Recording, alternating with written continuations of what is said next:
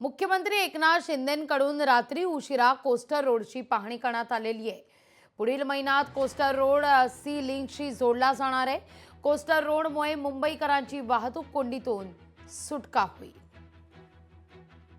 मुंबईच्या विकासावर फोकस केलेला आहे आणि म्हणून आज कॉन्क्रीटचे रस्ते मुंबईमध्ये आपण पाहतोय। आज आपण कोस्टलचं काम पुढे जाताना पाहतोय। आज यामध्ये सुशोभीकरणाचं काम आपण पाहतोय। डीप क्लीन ड्राईव्हचं काम पाहतोय। पोल्युशन कमी करण्याचं आपण या ठिकाणी काम पाहतोय। बाळासाहेब ठाकरे आपला दवाखाना याचं आपण काम पाहतोय।